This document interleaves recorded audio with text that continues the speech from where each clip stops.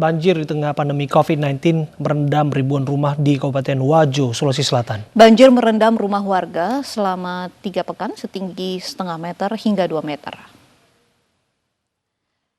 Beginilah kondisi banjir yang merendam ribuan rumah warga puluhan desa serta kelurahan di Kabupaten Wajo, Sulawesi Selatan. Banjir setinggi hingga 2 meter hampir menyentuh atap rumah panggung warga.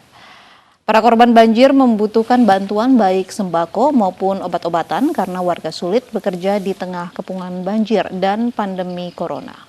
Selain rumah warga, banjir juga merendam ribuan hektar kebun di 28 desa yang tersebar di Kabupaten Wajo, Sulawesi Selatan. Lokasi terparah yang terendam banjir berada di 5 kelurahan di Kecamatan Tempe. Yang pertama itu bambu, yang kedua sembako. Sudah ada bantuan Pak dari pemerintah terkait bantuan banjir? Belum ada. Banjir yang merendam rumah warga juga terjadi di Bantaeng, Sulawesi Selatan. Banjir yang terjadi secara tiba-tiba terekam kamera amatir warga. Banjir yang datang membuat warga tidak dapat menyelamatkan harta benda.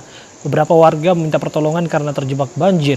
Banjir yang merendam Bantaeng terjadi akibat curah hujan yang tinggi sejak siang hingga malam hari di Pegunungan Bantaeng yang berbatasan dengan Kabupaten Jeneponto.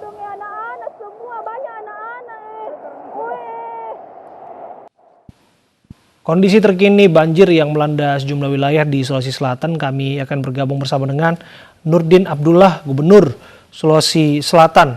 Assalamualaikum, selamat sore Pak Gub. Waalaikumsalam, selamat malam. Iya, selamat malam waktu Makassar Pak. Bisa dijelaskan kepada kami Pak bagaimana informasi terbaru dari Bantaeng? Kami dengar Anda baru sidak lokasi. Ya, kami masih dalam perjalanan ini dari Bantaeng, masih lagi di bus. Jadi Bantaeng itu memang ya daerah yang sangat-sangat rawan bencana ya, karena dia memiliki klaster, jadi gunung, kota, terus laut. Nah, saya 10 tahun di Bantaeng. Memang daerah itu, ya sebenarnya sih kalau saya lihat bukan banjir ya, tapi itu air bah ya. Jadi dia tiba-tiba air besar datang, terus menimpa banyak pemukiman, ya. Tapi cepat juga reda. Nah, sebenarnya menurut kalau kita lihat keterangan masyarakat yang ada, itu hujan nggak terlalu deras, tapi memang hujannya di hulu, ya. Jadi tadi kita lihat betapa repot semua masyarakat, ya. Bahkan ada 2 kecamatan ya, Bantaeng, di Sapo itu memang cukup parah ya. Tetapi saya lihat Bapak Bupati, Wakil Bupati dan seluruh Forkopimda bahu-membahu telah melakukan berbagai hal, termasuk juga bantuan dari Polda Sulsel dan Dapur Umum 2 dikirim.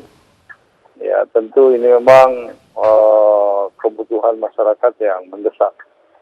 Ya, jadi kita berharap mudah-mudahan Bantaeng ini adalah sebuah bencana yang tentu di tengah pandemi COVID-19, ya, masyarakat dengan banjir seperti ini. Tentu kita ya, ikut merasa prihatin ya. Maka tadi kami sudah memberikan bantuan darurat. Dan insya Allah untuk rekonstruksi ke depan, infrastruktur yang rusak, itu akan segera kita kolaborasi antara pemerintah provinsi dengan kabupaten Bantaeng. Pak, apakah warga yang terjebak di dalam rumah mereka, Pak, karena air ini datang secara tiba-tiba, sudah seluruhnya dapat dievakuasi? Iya, sebenarnya mereka di rumah aja, ya, kecuali yang lagi di luar. Nah, satu korban, anak-anak, ya, umur 14 tahun tadi, saya juga sempat ikut melayat, ya, sekaligus sholat jenazah. Ya, anak itu tiba-tiba keprosok ya dan masuk ke saluran. Nah, kebetulan di Bantaeng itu teman saya dulu itu semua tidak ada saluran terbuka, semua tertutup ya. Sehingga menyulitkan untuk menyelamatkan anak tersebut ya. Nah, tapi alhamdulillah air cepat surut kok ya. Karena ini saya sampaikan, memang ini bukan kalau Bantaeng itu banjir sih, iya, tapi lebih kepada air melintas kota dari gunung ya, dan surutnya juga cepat. Cuman memang merepotkan karena lumpur begitu tebal. Ya. Pak, apa yang terjadi di Jeneponto dan di Bantaeng ini berbeda kasusnya nampaknya dengan yang terjadi di Wajo, Pak. Apakah ini juga sudah disikapi oleh Pemprov Sulawesi Selatan? Ya, Wajo itu udah langganan karena memang sumbernya dari Danau Tempe ya. Jadi Danau Tempe itu ada sumber air dari 5 sungai ya masuk ke Danau Tempe, sementara keluarnya cuma 1. Jadi Wajo ini memang sangat apa ya, fenomenal ya. Tapi insya Allah kami juga sudah berkomunikasi dengan Pak Bupati. Insya Allah segera kami akan lihat ke sana. Ya, mudah-mudahan saja ini dapat diatasi. Apa Pak upaya dari pemerintah agar banjir ini tidak menjadi langganan begitu Pak di Wajo khususnya?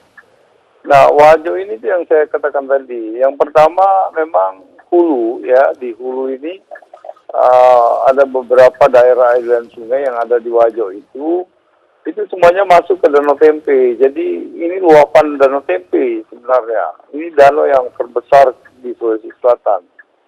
Nah, memang upaya yang kita sudah lakukan, kita lakukan pengerukan dengan membuat pulau-pulau kecil, ada 9 ya, itu dilakukan oleh Balai Kompengan yang milik